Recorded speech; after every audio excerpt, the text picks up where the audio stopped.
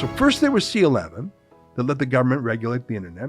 Then there was C18 that commandeered the big tech companies and the search engines. And now there's C36, but they saved the worst for last. The Online Harms Act is the fourth bill. It hasn't been introduced yet in Parliament or given a number.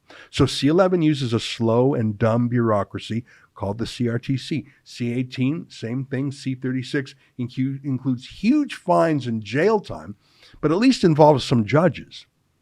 But none of those are tough enough or punitive enough for Trudeau. He really wants to censor the internet. So his final bill out of the four creates a new internet censorship office with the Orwellian name, you're not even going to believe this, the Digital Safety Commissioner of Canada. Hey, are you being safe online? Let me read a line or two about this Digital Safety Commissioner. This is from the government's own website.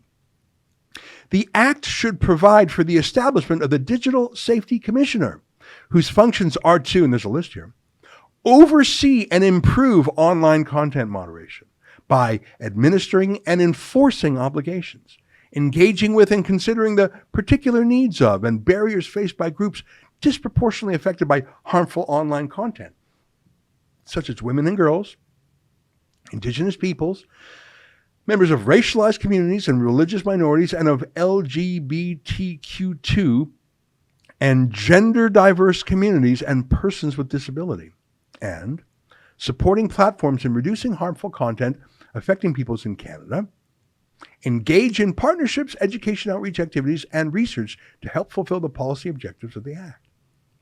So you've got an ultimate, unaccountable hunter-killer to silence anything harmful. And by harmful, they mean whatever this censor doesn't like. They just love talking about gender equity, don't they, and gender diversity.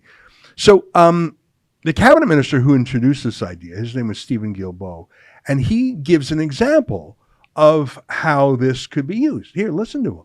Earlier, I think that Canada has a world-renowned public service, and it's integral that we don't attack them to try and score political points. Everybody in this country, and especially elected officials, have, I think, a responsibility, a duty to ensure that we protect our institutions, and that the last thing we should try and do is to somehow diminish them just in the hope that we could score points. We've seen too many examples of public officials retreating from public service due to the hateful online content targeted towards themselves or even their families. I have seen firsthand, alongside other Canadians, the damaging effects harmful content has on our families, our values, and our institutions. His first example is you can't criticize politicians. He just comes out and says it. And what powers should this tyrant have? Well, he can literally delete or block any website he likes. Trudeau's cabinet minister actually called it the nuclear option. Could we envision having blocking orders? I mean, maybe. It's not, it would likely be a last result nuclear bomb in a toolbox of mechanism for a regulator. Oh my God. Trudeau proposes extreme ideas like website takedowns within 24 hours. No time for any sort of real hearing. If Trudeau or his team don't like something, they'll just order a social media company to take it down within 24 hours, and it must come down within 24 hours. We will sue Trudeau in court and hold him to the Charter of Rights. I know it's an uphill battle. We will be outspent 10-1. They will have a swarm of lawyers there to fight against us.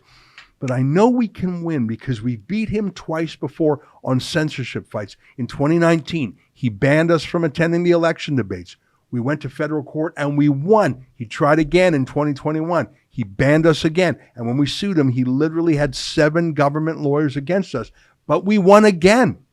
Twice we beat Trudeau on free speech against long odds. Maybe there's some hope left. If you want to help us, please go to stopthecensorship.ca. I think this is the battle of 2023. What the trucker convoy was in 2022, the internet freedom battle is this year. Help us if you can. Learn the facts, learn the arguments, and then help us take this Castro mini-me to court. Thanks for your help.